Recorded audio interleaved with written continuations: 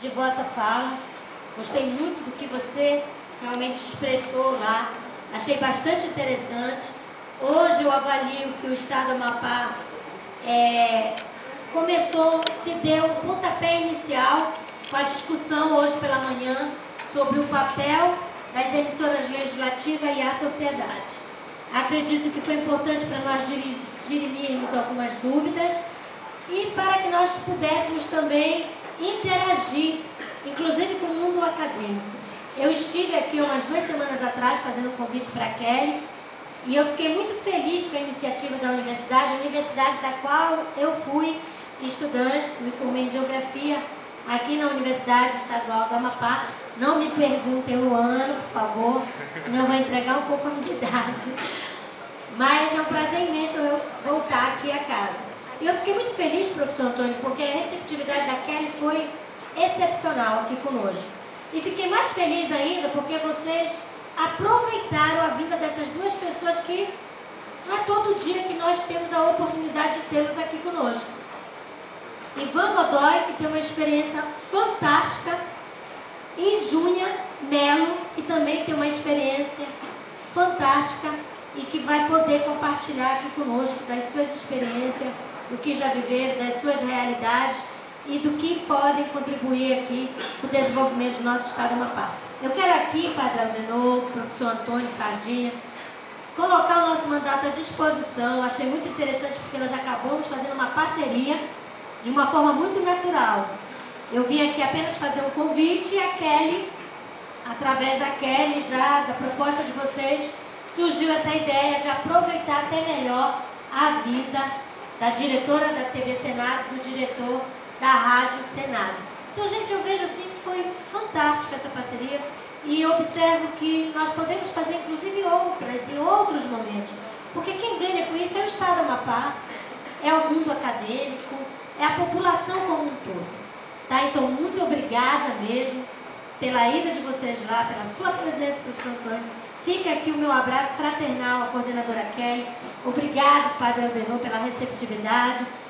Agradecer publicamente a Júnia Melo, o Ivan Godoy, que se dispuseram a estar aqui conosco, vivendo esse momento, e nós estamos bastante entusiasmadas, Padre Aldenor, bastante mesmo, que vai dar certo, quizá daqui a algum tempo nós possamos estar realizando esse sonho, e eu espero que não demore muito de termos a TV Assembleia, através do nosso canal próprio, que foi cedido pela TV Senado, a Rádio Assembleia, que vai estar a serviço não somente para o Parlamento, mas para a sociedade, fazendo inclusive essa interação.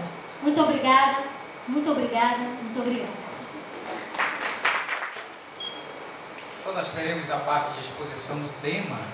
O tema jornalismo e a comunicação pública no Brasil é um tema provocador, seja na discussão de relações, seja na questão da visão de poder, de hegemonia, assim por diante, mas sobretudo a participação da sociedade.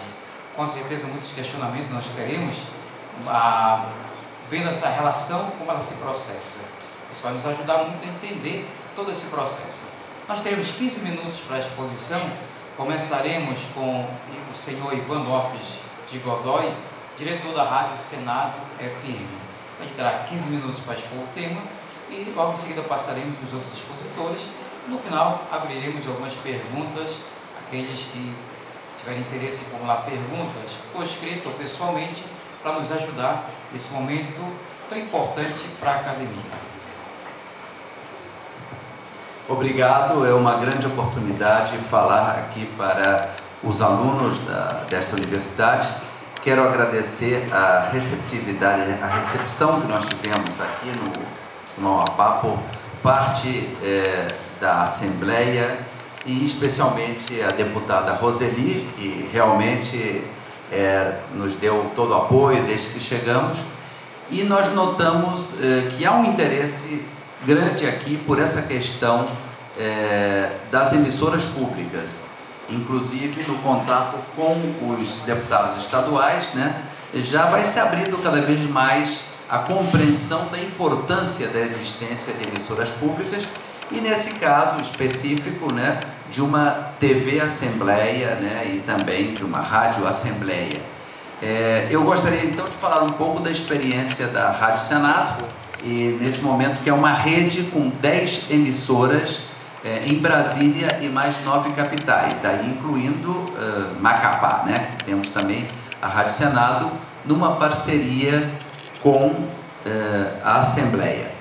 Então, essa questão das rádios públicas surge com força já após a Constituinte de 88 e já surgem rádios e também, bom, canais de TV, mas sobre a TV vai falar uma pessoa muito mais qualificada, que é a Júnia. E é o seguinte, qual é a questão? Há vários tipos, né, de rádios públicas. Dentro das rádios públicas, por exemplo, encontram-se rádios que são educativas, que pertencem a universidades, rádios cultura, né? Existem várias rádios cultura, e também as rádios legislativas. Nesse sentido, o Senado e a Câmara, né, se destacam entre as rádios legislativas. O sistema de comunicação do Senado surge na década de 90. Podemos dizer que foi importante o papel, muito importante o papel do senador José Sarney, quando era presidente do Senado, porque ele cria a TV Senado em 1996 e no ano seguinte a Rádio Senado 1997. De onde vem a questão da Rádio Senado? Já havia uma equipe que fazia rádio lá. Era a equipe que fazia a Voz do Brasil, a parte do Senado da Voz do Brasil. Como vocês sabem, a Voz do Brasil é o mais antigo programa de rádio do mundo em funcionamento, né? Ininterruptamente. Ou seja, apenas os fins de semana que não funciona. Todos os dias úteis, todas as semanas, ao redor de 80 anos. Então, o que acontece? A Voz do Brasil é feita pelo Executivo, pelo Judiciário, que tem um pedaço, e pelo Legislativo. Então, a equipe do Senado, que fazia a Voz do Brasil, foi um pouco o embrião da Rádio Senado. Também havia outros serviços, como uma espécie de serviço de alto-falante interno do Senado, né, que ficava informando sobre as atividades, etc. E aí forma-se essa equipe, surge a Rádio Senado em 97, né, sob inspiração do presidente Sarney. Na época ele era o presidente do Senado, e tendo como executor o jornalista Fernando César Mesquita, um jornalista que é muito destacado nessa área pública e que foi também ministro do Meio Ambiente, presidente do IBAMA e governador de Fernando de Noronha, né? Talvez esse é o cargo mais invejado de todos, né? Imagina ser governador de Fernando de Noronha, é um lugar tão bonito, mas ele então ocupou vários cargos importantes na vida pública, e ele foi o que iniciou esse processo, né? Sob determinações do presidente José Sarney. Então, surge então a Rádio Senado, primeiramente só em Brasília. Depois, a Rádio Senado começa a se expandir, e ela também vai para Natal e outras cidades brasileiras. No caso aqui do Amapá, foi em 2012. Eu posso até dizer para vocês quais são 10 capitais. Então, Brasília, Natal, Cuiabá, Fortaleza, Rio Branco, Teresina, Macapá, 93,9 MHz, né? 93,9 MHz, Manaus, 106,9 MHz, João Pessoa e, por último, São Luís. O processo de expansão prossegue. Vocês podem notar que a Rádio Senado, por enquanto, é uma rádio muito voltada para norte e nordeste do país, a rede Rádio Senado, e no caso do Centro-Oeste, Brasília, né, que é a cabeça de rede, e Cuiabá. Nós temos planos também de expandir a rádio, pelo menos uma Rádio Senado no Sul e outra no Sudeste. Há lugares onde não temos concessão, outros lugares temos a concessão, mas ainda não conseguimos instalar a rádio, por motivos diversos. Entre os lugares que não temos concessão está a cidade de São Paulo, para nenhuma rádio mais em São Paulo. estamos esperando possivelmente que venha a famosa rádio digital. Na verdade, vocês podem observar como a TV digital já veio há bastante tempo, a rádio digital está complicado ainda, não há um acordo sequer sobre se vamos usar o modelo europeu, se vamos mudar o modelo americano. Então, falta um consenso em relação à rádio digital. E qual é a questão? Então, como funciona tudo isso? A Rádio Senado, ela tem essa cabeça de rede, que é em Brasília, e nossos parceiros em cada estado, eles têm um pouco de tempo da nossa programação.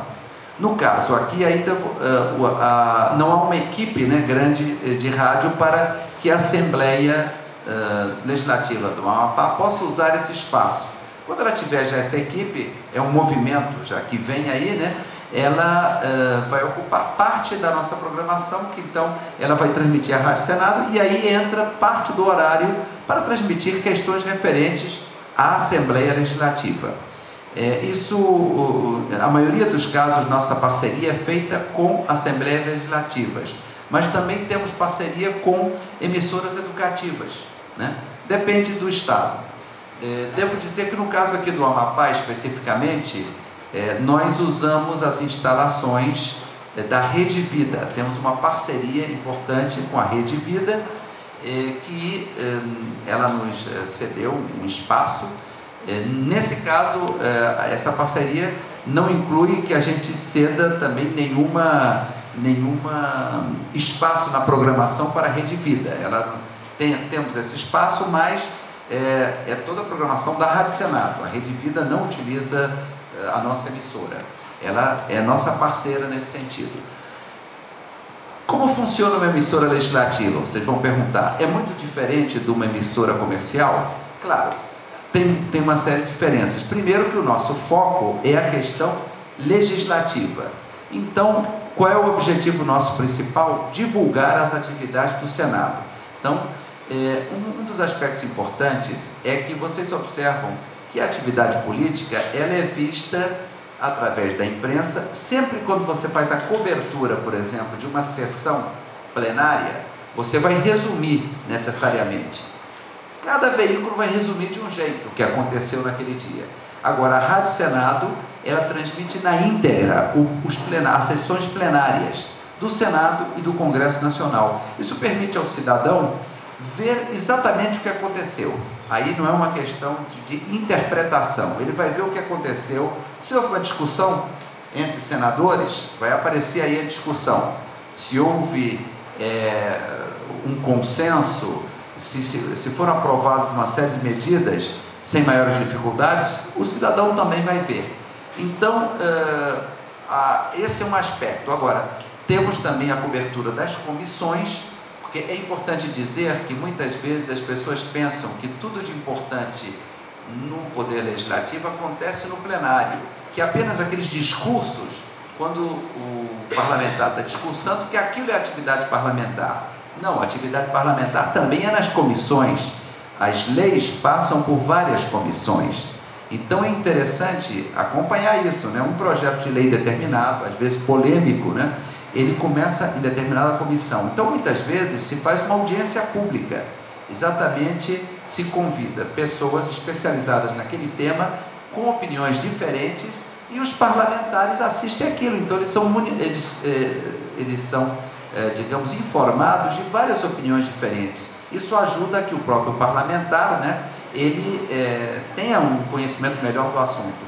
Além disso, como o nome indica, são audiências públicas, então a população pode acompanhar, e hoje em dia essas audiências em geral têm a participação do cidadão enviando perguntas, inclusive usando meios como o WhatsApp, usando meios como o Alô Senado, que é um 0800, a pessoa liga gratuitamente, né, e faz uma pergunta, ou faz uma proposta, dá uma opinião.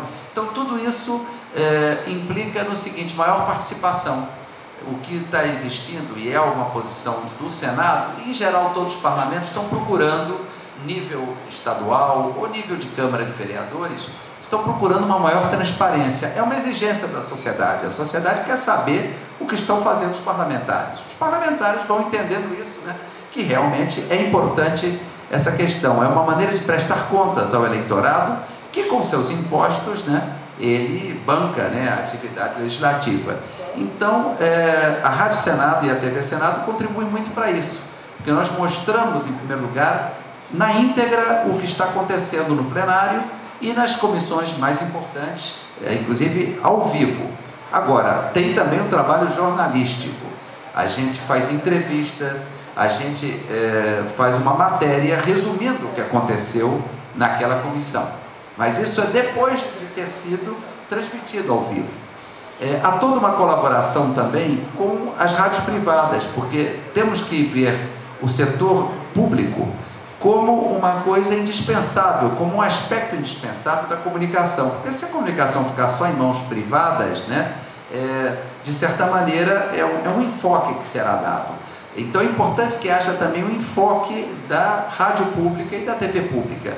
Mas isso não implica que uma rádio pública, como a Rádio Senado, queira, nesse caso, fazer uma concorrência, competir com as outras rádios. Nós procuramos mais uma colaboração.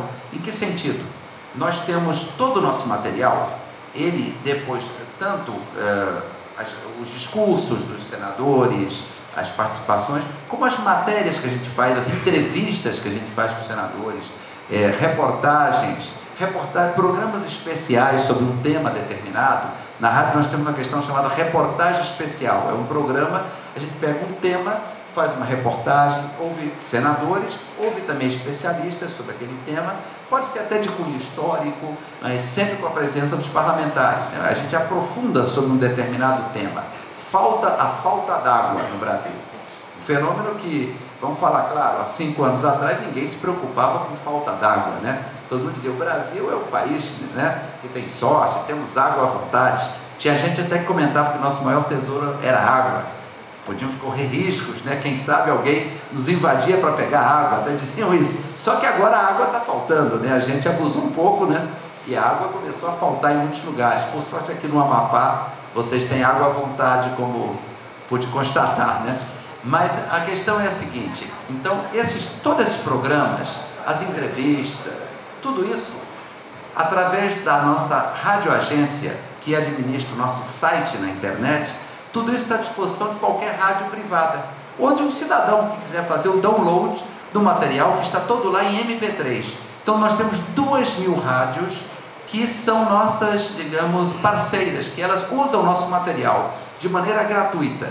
Inclusive tem rádios que transmitem simultaneamente com a gente, às vezes rádios públicas ou privadas. Só para dar um exemplo, a rádio da Universidade Federal de Ouro Preto, sabe que é uma universidade muito conhecida, inclusive pela parte de geologia, né? Tradicionalmente a região, né? Como o nome indica, Minas Gerais, a região onde sempre se explorou, né, a mineração, famosa pelos seus geólogos, e também tem de excelência em outros setores.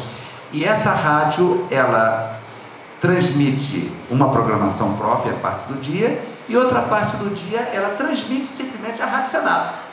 Nós autorizamos, ela entrou em contato, nós autorizamos, isso é grátis, para a gente é ótimo, né? Portanto, nós estamos colaborando com essa rádio. Eu soube que aqui também uma rádio que existe no Garimpo do Lourenço, me comunicaram que usa parte do tempo a programação da Rádio Senado também, aqui no Amapá. Ou seja, não há problema com isso. Nós estamos colaborando com rádios, ou rádios públicas ou privadas. Vocês sabem que uma rádio tem que ter 24 horas de programação. Isso tem essa obrigação. Muitas rádios não têm condições, então ela pega um horário e aproveita, por exemplo, o nosso material, né, para preencher essas 24 horas. Então, o que eu quero dizer com isso, que não não se pode ver como um antagonismo entre o setor privado e o setor público. Às vezes existem incompreensões, a gente sabe disso.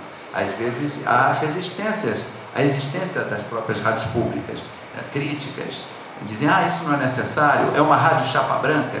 Agora, quero dizer uma coisa, talvez não haja uma rádio no Brasil tão democrática quanto a Rádio Senado. Sabe por quê? De maneira, é uma coisa de forma obrigatória para a gente. Qualquer assunto que seja complexo, a gente vai discutir um assunto que é um assunto polêmico, a gente ouve. Isso é básico, isso é importantíssimo. Então o ouvinte vai ter as duas posições.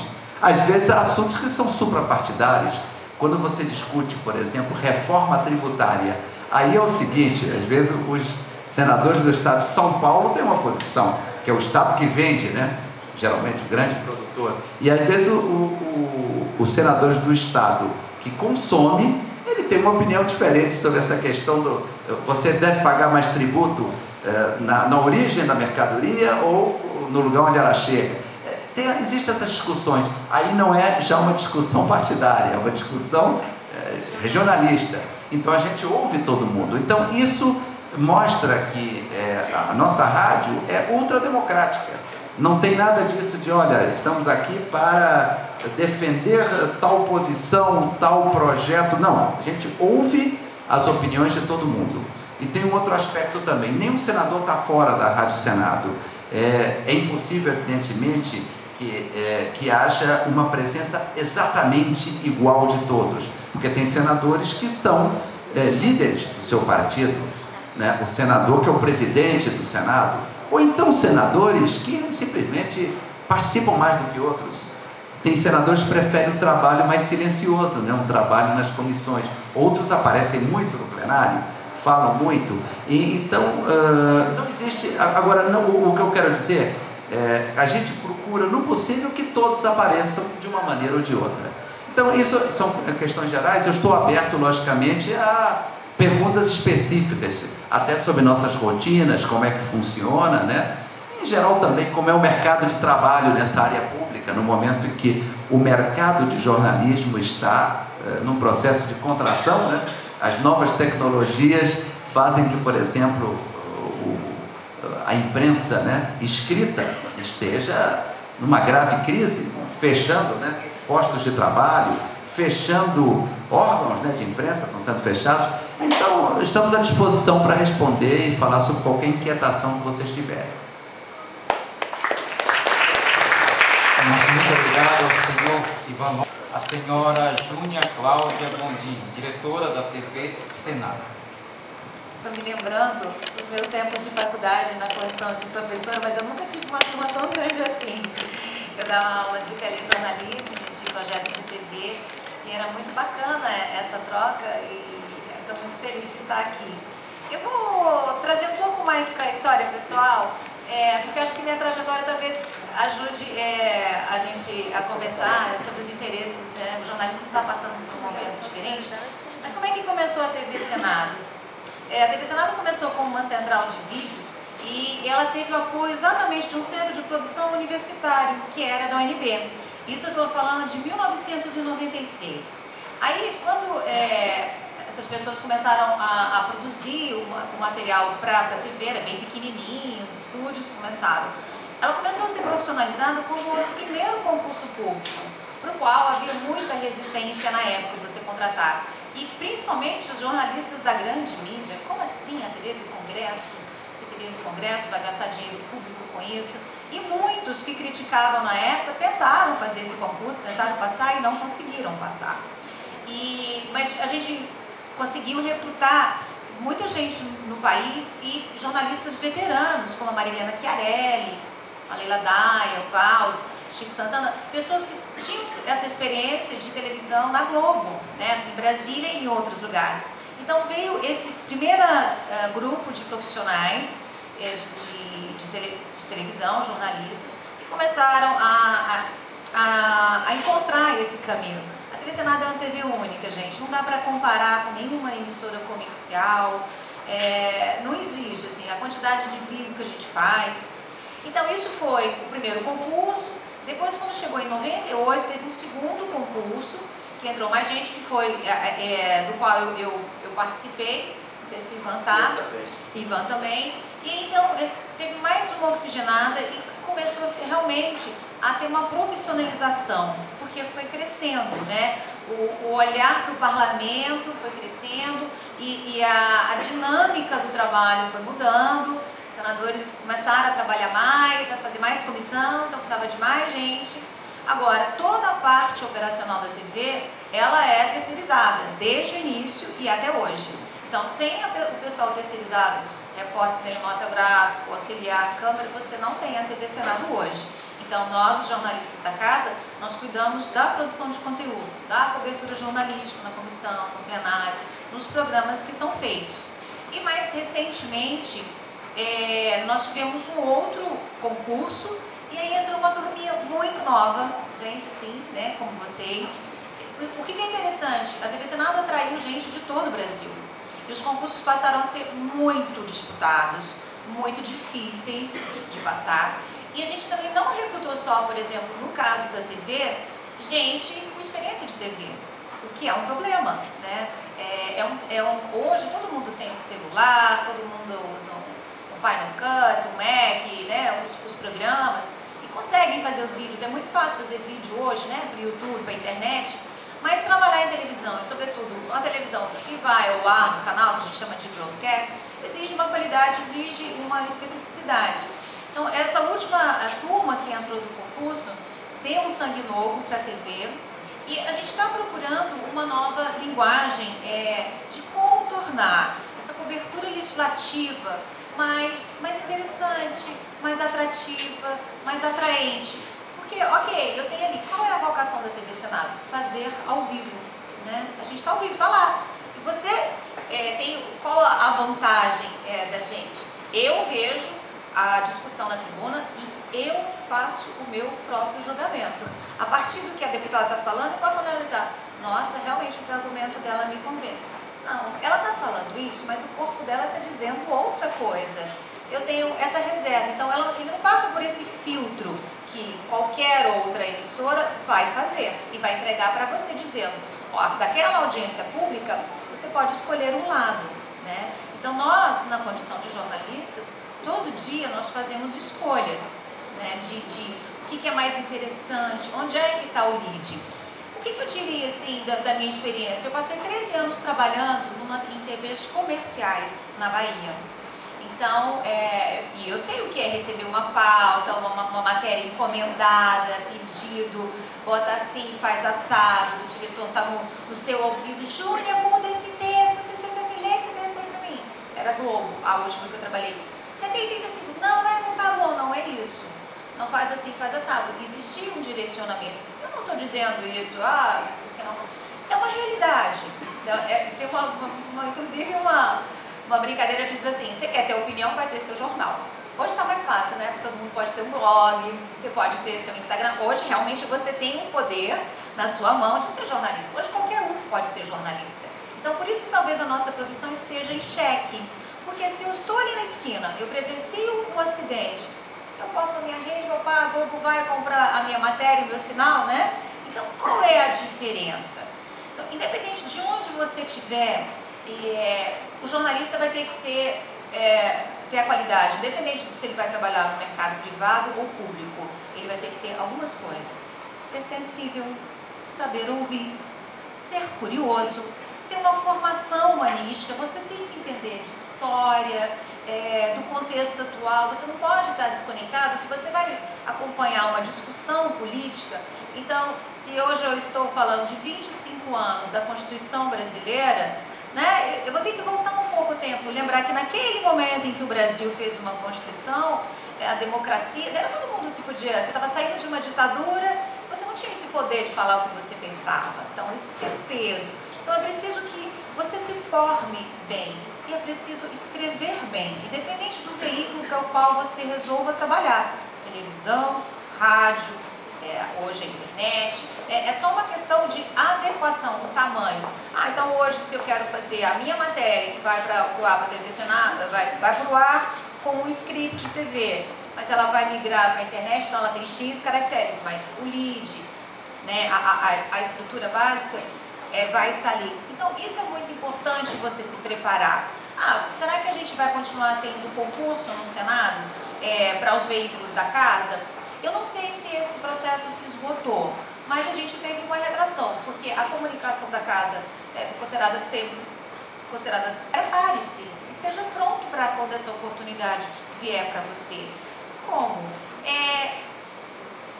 Buscando ferramentas. Hoje, num clique. Hoje só não aprende quem não quiser. Na verdade, aqui, no clique, tem um mundo de possibilidades para você. Então, o que é interessante?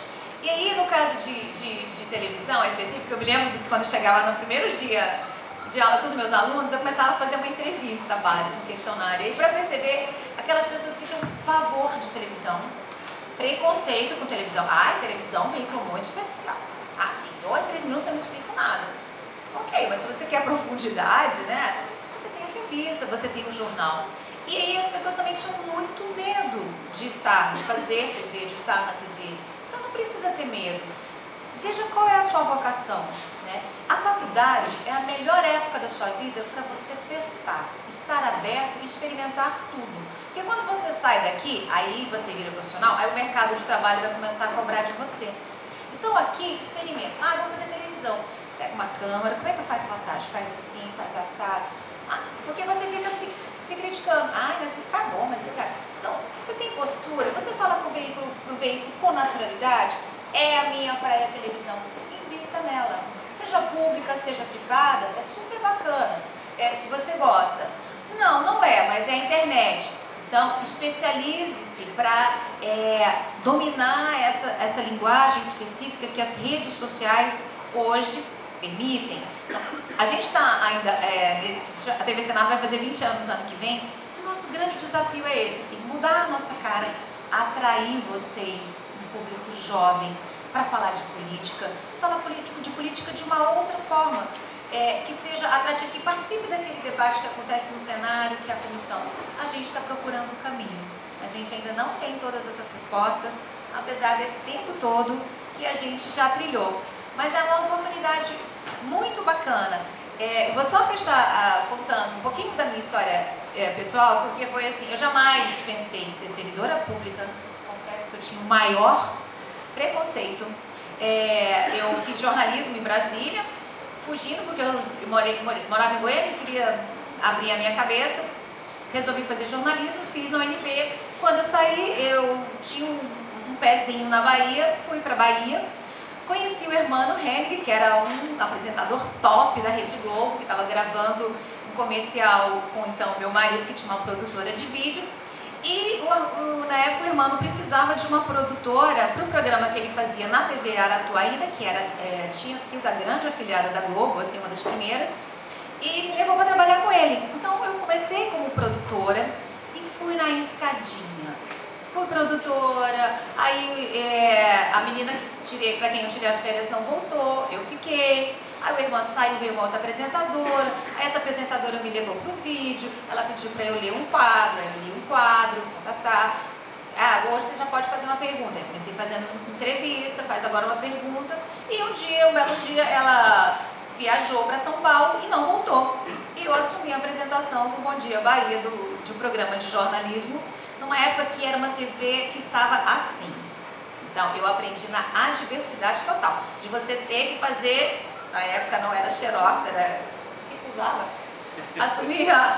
Você tinha que fazer cópia ali do programa, era um programa de 1 hora que você tinha entrevista. Então, assim, aprendi muito graças à adversidade durante 6 anos. Então, fiz essa escadinha, produtora, repórter, apresentadora, editora. Aí eu fui conhecer o mundo mágico da Globo. Fiquei 6 anos na TV Bahia. E aí era link ao vivo de helicóptero, 30 segundos em cima do Iguatemi. Aquela fartura, né, de toda a estrutura da Globo, que fale-se bem ou mal, ela tem um padrão maravilhoso de televisão. Você pode questionar a linha editorial, o que for.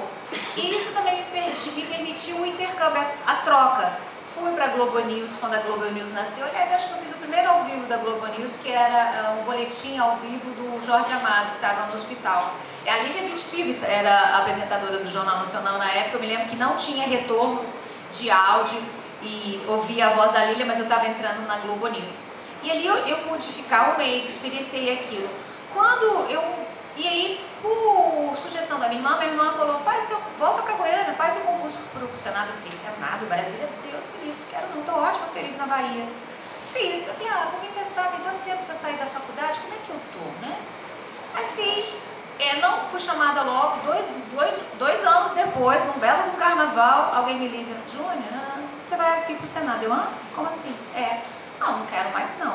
Aí minha filha falou, meu pai, minha filha, você está maluca? Você está dizendo não para um emprego pro resto da sua vida?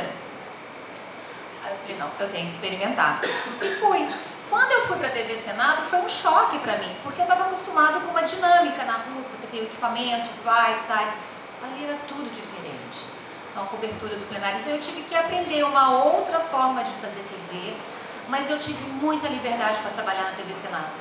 Sabe, até hoje, nesses 15 anos, sempre tive a possibilidade de propor, de fazer programas legais. Eu trabalhei na reportagem, na produção. Recentemente eu fazia um programa que era o Globo Repórter e, por exemplo, teve um sobre cargas, eu estava em Manaus, então eu aproveitei. Então, o que eu aprendi dessa lição de você migrar do setor público comercial, de uma TV que te dá muito feedback, né, muito ibope, porque sai na televisão, você está na Globo, as pessoas têm feedback, mas assim, o prestígio é do veículo ou o seu espaço que você conquistou com sua credibilidade, né? Então, eu acho que eu só ganhei. E hoje estou tendo ainda essa oportunidade maravilhosa na condução da TV de construir, de procurar novos caminhos para essa TV pública. Essa oportunidade de hoje que a deputada Roseli nos deu foi maravilhosa, dessa troca, né? Porque, ok, o Senado foi, investiu aqui, tem um canal, e aí? Como vai ser feito com esse canal? Então, esse canal, ele pode ter uma participação de vocês, um espaço para vocês, um espaço para a produção da universidade. Vocês têm muitas ideias e tem recursos simples hoje com essa tecnologia que vão permitir trazer o olhar de vocês para esse debate político, né? Apontar realmente caminhos. Então, eu sou muito grata e muito feliz pela oportunidade que a vida me deu. Em 2005 eu já tinha passado por um teste, que eu fui diretora adjunta da TV, foi até quando eu parei de dar aula, porque ficou muito puxado. Passei 2 anos e meio, era uma tarefa muito executiva, então isso me permitiu conhecer muito da TV, que assim, o que vocês quiserem saber do ponto de vista né, da curiosidade de vocês, eu posso explicar como a gente opera, mas assim, eu queria muito dar esse depoimento pessoal, porque é nessa fase da vida da gente que a gente se pergunta para onde eu vou, o que eu quero fazer. Então assim, ouça a sua voz interior, sabe? Se é jornalismo mesmo a sua praia, então você gosta de gente, e você não vai ter medo de aprender coisas novas, vai estar aberto ao novo. E flexibilidade é um outro critério bacana. Então, assim, era esse depoimento que eu queria dar para vocês. O que vocês quiserem saber sobre a TV Senado, estou aqui para responder. Muito grata pela atenção. Nosso muito obrigado, a diretora da TV Senado, por suas palavras. Acredito que as experiências que você coloca para a gente também é conteúdo de existencial, histórico, de luta, de conquista. Isso nos ajuda também a ver a vislumbrar outras dimensões da vida. Então, muito obrigado também pelo seu testemunho nesta noite. E, concluindo esse momento junto aqui, o nosso professor Antônio Sardinha, que nós acolhemos com muita alegria. Bom, boa noite a todos e todas. Em nome também do curso, a gente gostaria de agradecer a disponibilidade de vocês, apesar do dia cansativo, de terminar a noite aqui com a gente. Muito obrigado. Por orientação da professora Kelly, que organizou o debate, ela pediu para eu pontuar algumas questões na perspectiva da pesquisa em comunicação pública e também da formação dos alunos, né, para refletir um pouco o que é que a gente pensa como do jornalista e do jornalista em formação, que é o que acontece na universidade, para pensar esse campo de atuação da comunicação pública, né?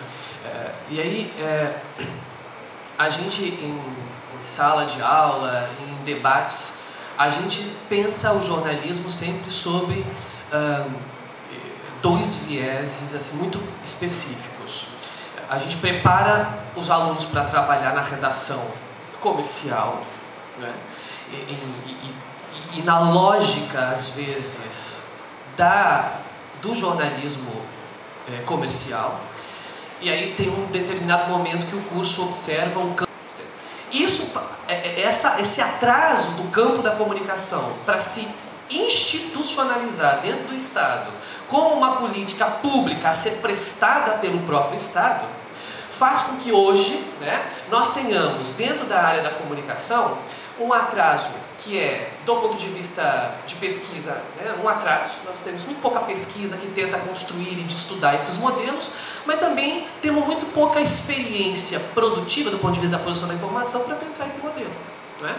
E aí, quando nós estamos falando de TVs legislativas, mas do Poder Judiciário e da própria TV Brasil como esses espaços, nós estamos falando de um modelo que vai exigir, já indo para o finalmente, do jornalismo, né, muito mais do que a gente espera do próprio jornalismo. Porque a gente vai pensar o espaço público e a comunicação pública como um espaço que dialoga de forma muito estrutural com o que é o jornalismo como um serviço de interesse público. Porque aí nas redações, dentro das universidades, a gente ouve dos alunos. Mas como é colocar esse conceito de jornalismo dentro de uma redação que tem uma série de constrangimentos e restrições? Até para fazer assessoria de imprensa eu tenho dificuldade como jornalista, tanto dentro do governo. E aí, esse modelo, o que se espera do jornalismo como prática profissional, pautada por aquela lógica toda desenhada no nosso código de ética, né, tem um escopo quase que imediato na comunicação pública.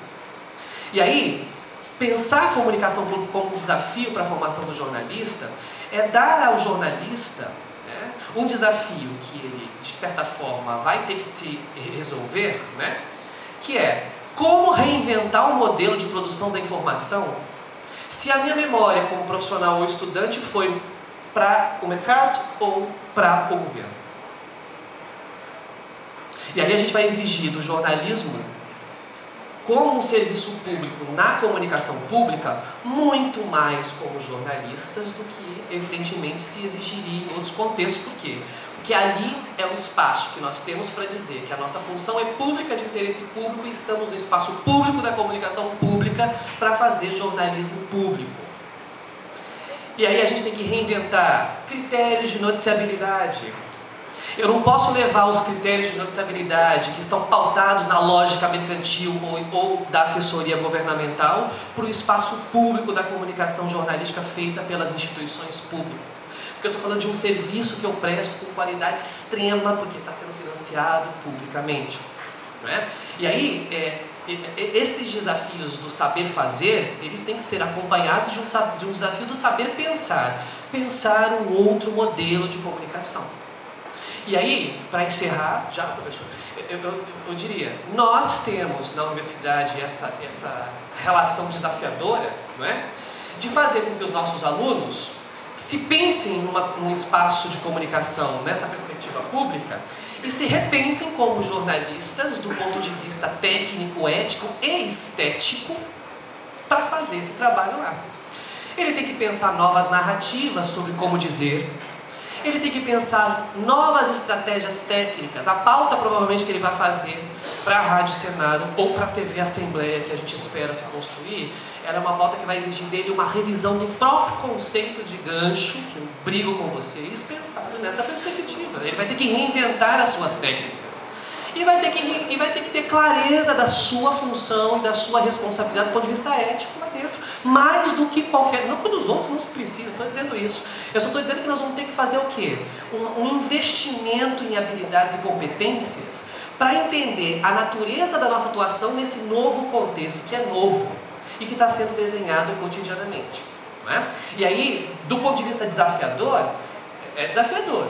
Por quê? Porque a gente tem que revisar esses dois modelos hegemônicos e repensar isso dentro do nosso contexto. Nós vamos fazer o que a Europa faz, mas nós vamos tentar entender o que é esse espírito público para colocar a comunicação como um serviço público e fazer de acordo com as nossas realidades. E isso me parece ser hoje o nosso grande problema. Por quê? Porque se a comunicação pública, já vou encerrar, é um serviço público, não é?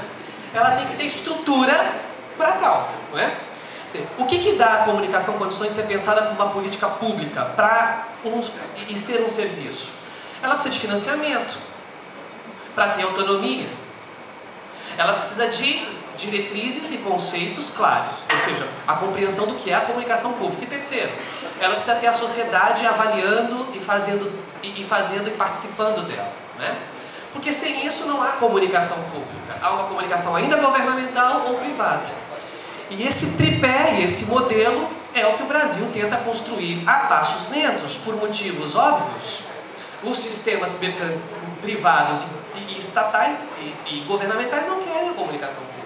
Ela não é tão interessante.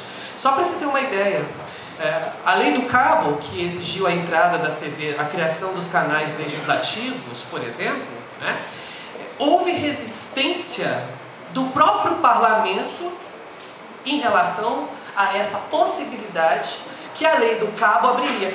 E a demanda por colocar os canais legislativo, judiciário e do executivo dentro da lei e colocando esses canais como obrigatórios para serem colocados no sistema de TV a cabo, ela foi uma articulação e uma briga da sociedade civil. Os parlamentares, à época da votação da lei do cabo, resistiram até o último minuto para fazer esse exercício. Depois que eles descobriram a importância de se ter um diálogo com a sociedade, para além das tradicionais mídias, eles começaram a perceber que, na verdade, eles tinham possibilidade de reinventar a sua comunicação com a sociedade. E eles foram os primeiros depois a apoiar. E aí apoiarem como? Normatizando, financiando e abrindo canal de diálogo para que esse modelo possa se construir com o apoio da sociedade. Que é aquele tripézinho que a gente precisa discutir para construir e pensar qualquer TV pública, qualquer rádio pública nesse país. Né? E aí a gente pode debater isso, mas a proposta era fazer essa reflexão um pouco para a gente nos colocarmos depois como profissionais nesse contexto. Tá bom? Muito obrigado, professor. Então, Rafael, do curso de jornalismo, terceiro semestre. Boa noite a todos, boa noite. Eu assisti à audiência pública hoje de manhã na Assembleia, né? Eu acho que foi o senhor que comentou, e o outro também tinha um slide que mostrava os canais em HD da TV Senado, e ele falou que tinha uma espécie de reserva, né? Eu queria saber, não sei também do senhor da parte da universidade, né? Se há possibilidade até da universidade ter a própria TV, no caso nesse canal reserva, já que são liberados para emissoras públicas, né? Bom, no modelo de parceria que o Senado adotou até agora, nenhum desses 4 canais foi destinado para as TVs universitárias. Mesmo porque nessa lei do cabo tem os canais das TVs universitárias separadamente. Essa foi uma discussão muito polêmica, muito grande na época que chegou o digital, que o Brasil escolheu o padrão, né, japonês de TV digital. E aí você tinha que mexer no espectro, tal parte vai para isso, você tem as TVs comerciais. Então, assim, em nenhum dos nossos estados, onde a TV é responsável por essa implantação, foi destinado. Possibilidade existe? Em tese, sim, mas é algo que eu não posso dizer para você hoje que faz parte, não está ainda.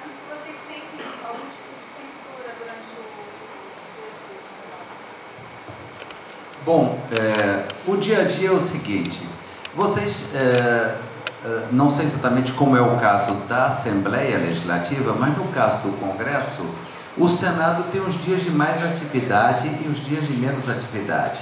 Normalmente, segunda-feira é o dia que os senadores estão chegando e na terça-feira que é o dia de maior atividade. Agora, a atividade na segunda-feira, já começam comissões, já começam algumas atividades. Agora, terça e quarta começa a aumentar o número de comissões, chegando inclusive a haver situações de 13 comissões no mesmo dia. Isso é uma coisa que há 20 anos atrás o número de comissões era menor. Então há uma questão aí de cobertura, né? E de prioridade. Então o que nós fazemos? Em primeiro lugar, a gente tem que determinar o que vai acontecer naquele dia, né? Como o trabalho de pauta normal, né? Há uma pauta, vamos analisar qual é a pauta. O que é que temos hoje? Hoje vamos ter, todos os dias, de segunda a sexta, tem a reunião do plenário, né? O plenário se reúne. Agora, a gente sabe que terça e quarta é um dia mais agitado, é o dia que concentra mais votações. E aí quinta também Então, é um dia de certo movimento, segunda e sexta mais tranquilo. Então, quando é uma segunda-feira é mais fácil, são menos comissões, a gente já sabe que os repórteres vão cobrir tais comissões, já a previsão é mais fácil. Agora tem a questão também da transmissão ao vivo, né? Quando é apenas uma comissão de manhã, é mais fácil. Agora, quando temos várias comissões, inclusive simultaneamente, existe sim uma questão. As comissões permanentes têm prioridade e o plenário tem prioridade total numa transmissão. Então, às vezes acontece que às vezes tem um assunto interessante numa comissão, mas quando começa o plenário, né, este é o objetivo principal, o plenário. Então, há uma questão, primeiro, de prioridades. Segundo lugar, existe também a questão da parte já jornalística, para mim dito, não só a cobertura ao vivo, mas a cobertura, cobrir todas as matérias. Então, o que acontece? Com o tempo, aumentando o número de comissões, e agora também tem comissões de medidas provisórias. Lembre-se que foi decidido que tudo que era medida provisória tinha que ter tido uma discussão, né? Então, agora se criam comissões específicas para rediscutir uma série de medidas provisórias aí. Então, qual é o problema? O volume ficou muito grande. O que é que nós estamos fazendo? Nós estamos aproveitando melhor, coordenando mais o trabalho entre os diversos veículos. Então, é o que está acontecendo nesse momento, que muitas vezes a TV vai num lugar, não é preciso que a rádio vá. A rádio, então, aproveita o áudio da TV. A TV gravou aquilo lá, né, e passa para a gente o áudio. E a gente prepara a matéria baseado no que fez a TV. Não é necessário. E a Agência Senado, que faz o Jornal do Senado, é uma mesma secretaria, está unida agora o Jornal do Senado e a Agência Senado. Então, essa agência, ela prepara o material que vai ser usado depois também no Jornal do Senado. E ela pode usar, por exemplo, uma matéria feita pela TV. A TV foi lá, cobriu isso. Então, porque realmente começa a aumentar a pauta, né, o número de assuntos que tem que ser cobertos e também nós não temos concurso todo dia, né? Não aumenta o número de jornalistas. Então, a gente está procurando realmente aproveitar melhor a mão de obra que a gente tem. Quanto à questão de censura ou não, a gente tem a seguinte questão: tudo que sai no plenário, primeiro é divulgado ao vivo.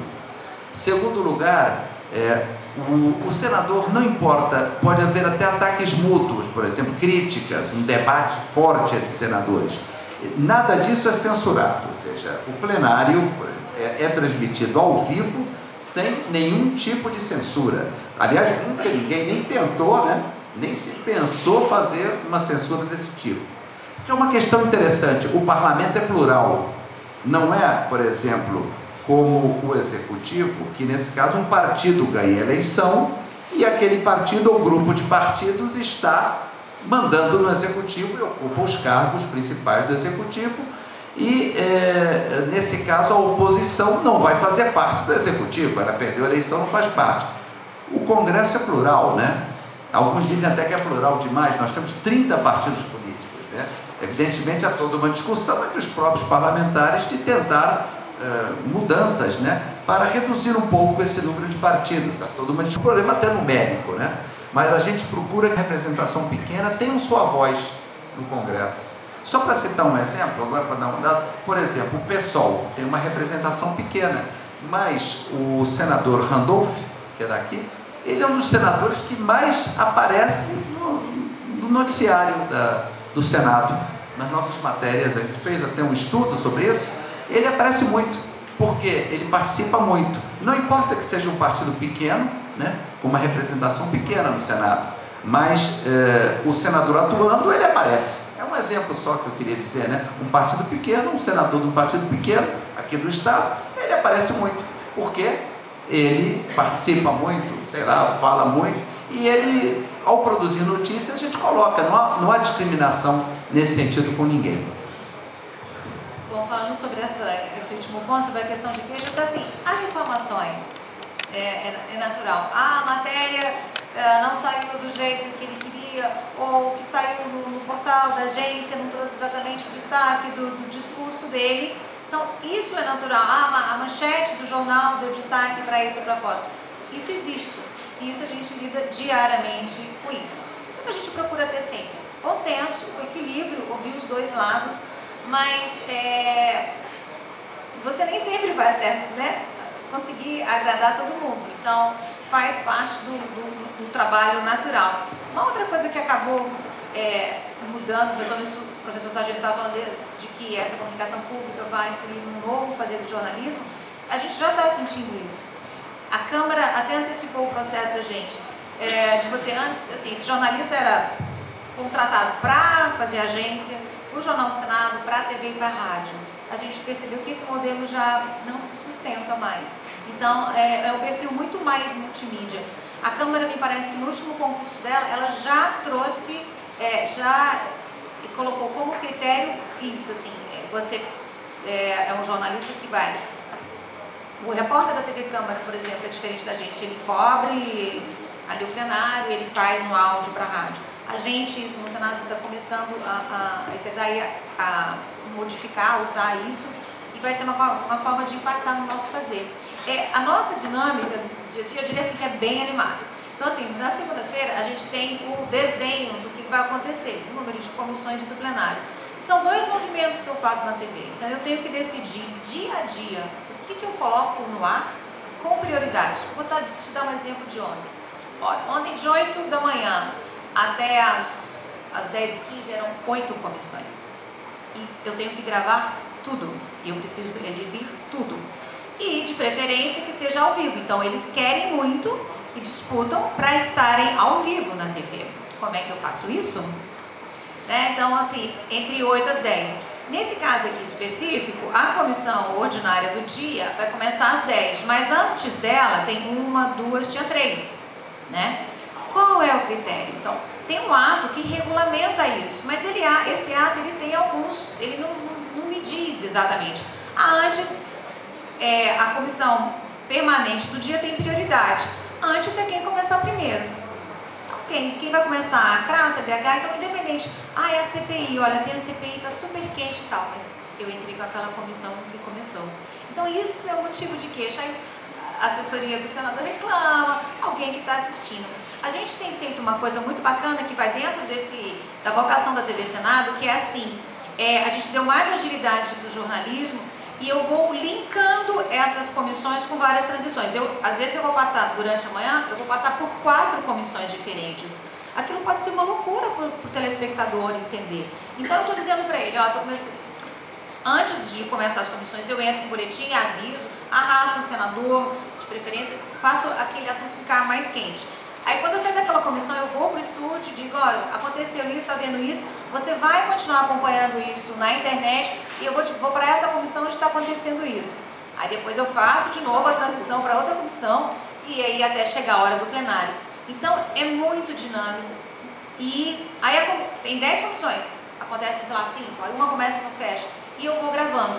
Eu tenho condições hoje de fazer bem 5 comissões ao mesmo tempo. O que é isso?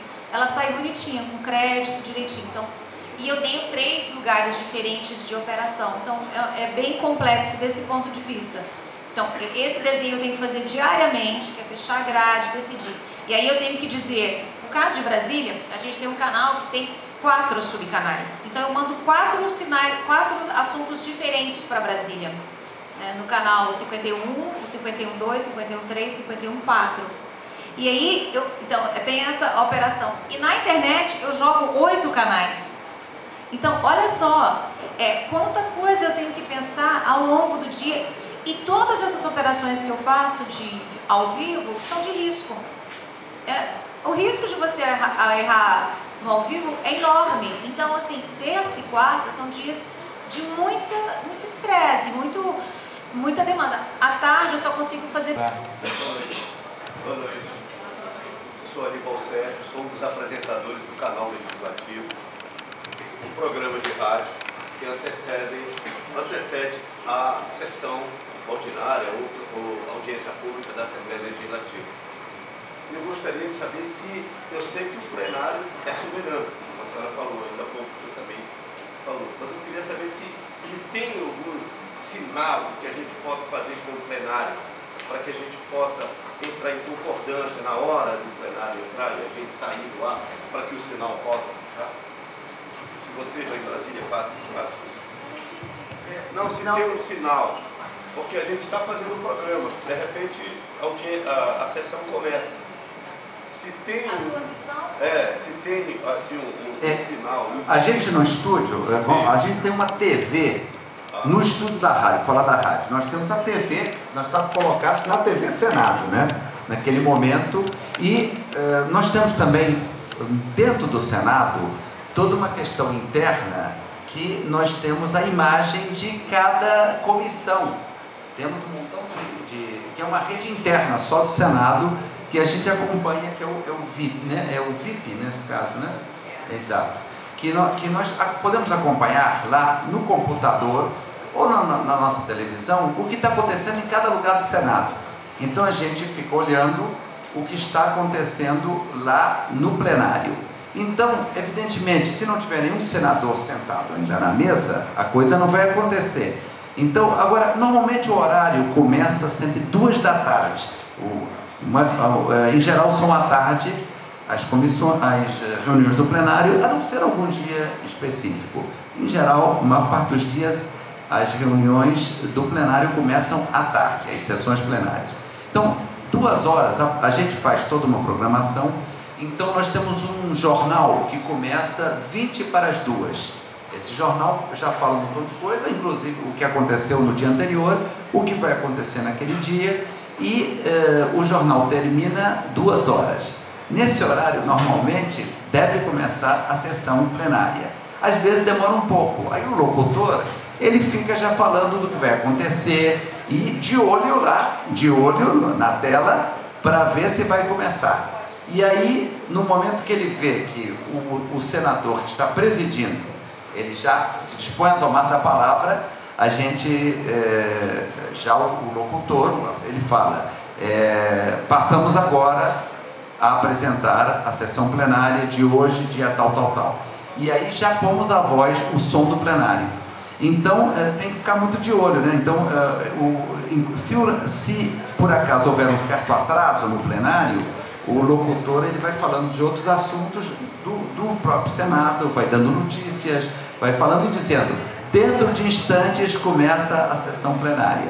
Mas normalmente é um certo atraso que pode acontecer. Agora ela está falando, por exemplo, de reclamações. Às vezes já houve casos, né, que está um depoimento do ministro da Fazenda, o Levi, sobre as mudanças econômicas. E aí, de repente, começa o plenário. E as pessoas reclamam. Já o nosso ouvinte ou o telespectador manda um e-mail, manda um WhatsApp. Por que vocês estão pondo a sessão plenária se eu estou interessado em ouvir? Né? Aí a gente também explica para a pessoa o seguinte, no caso da TV, pode ser explicado, olha, você pode assistir isso, continuar assistindo de outro jeito. Agora, no caso da Rádio Senado, nós só temos 2 canais. Mas então, o canal 1, estou falando na internet, né? No site da rádio, você pode ouvir a rádio ao vivo, em qualquer lugar do mundo. Agora tem 2 canais. O número 1 é o que a rádio está apresentando naquele momento. Então, um caso como esse, a rádio, então, no número 1 entraria o plenário e no canal número 2 entraria o depoimento do ministro da Fazenda, que interessa, entendeu? E a pessoa pode continuar pela internet a assistir. Ou seja, a gente está dizendo, não há uma questão de censura, mas não quer dizer que a nossa vida seja fácil, que não haja problemas, contradições. Há uma coisa importante. A mesa tomou uma resolução já há alguns anos que os estúdios da Rádio Senado e da TV Senado não podem ser usados para questões particulares do senador. Ou seja, o senador não pode chegar na Rádio Senado ou na TV Senado e dizer, olha, eu quero gravar um programa para colocar numa TV, né? Lá em Brasília mesmo, nós não temos essa obrigação, a gente não vai lá cobrir a palestra do senador. A gente cobre o senador quando ele está fazendo suas atividades legislativas, entendeu? Ou atividade no âmbito, às vezes é uma audiência pública, o senador organiza uma reunião sobre um problema de saúde pública, lá nas dependências do Senado. Aí, de acordo com as possibilidades, a gente cobre. Mas sempre a prioridade é dada às atividades legislativas. No caso da TV, a entrada do plenário é a hora mais crítica para a gente. Porque a gente tem um boletim, pode entrar 10 para as 2. Mas se você percebe que está no meio ali da discussão do Levi, que ela é importante, eu não vou dar o resumo do que eu fiz pela manhã em 10 minutos. Eu vou colar o máximo para o plenário, e aí é estressante, porque eu preciso até ele se sentar à mesa, colocar o microfone. Então aí eu faço uma transição bem curtinha. Só dizer, ó, a comissão está terminando, você pode continuar assistindo no canal da internet, porque agora vai entrar o plenário.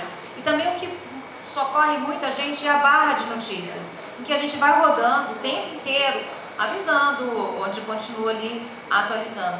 Mas é sempre o horário assim, mais crítico para a gente, que a gente não pode errar, sobretudo terça e quarta, mas tem essa definição, né? Na TV tem muito isso. Quem é que escolhe?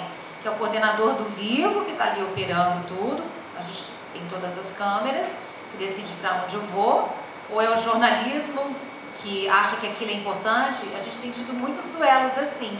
E aí a gente tem que achar todo dia uma solução pensada com a equipe, né? Tem dias que vai dar para fazer 10 minutos, tem dias que não. Então queremos agradecer, estamos no nosso tempo esgotado, então queremos agradecer a presença do Ivan. Ivan, obrigado pela tua presença na nossa instituição de ensino. Júnior, queremos agradecer também a tua presença em nossa instituição, como também em nossa cidade. Muito obrigado, obrigado também ao professor Sardinha por suas colocações. Nossos acadêmicos, obrigado também pela participação nesta noite, e as pessoas também que vieram de outras instituições. Sejam bem-vindos, obrigado porque vieram participar desse encontro. Sintam-se bem sempre em nossa universidade. Uma boa noite, obrigado a todos.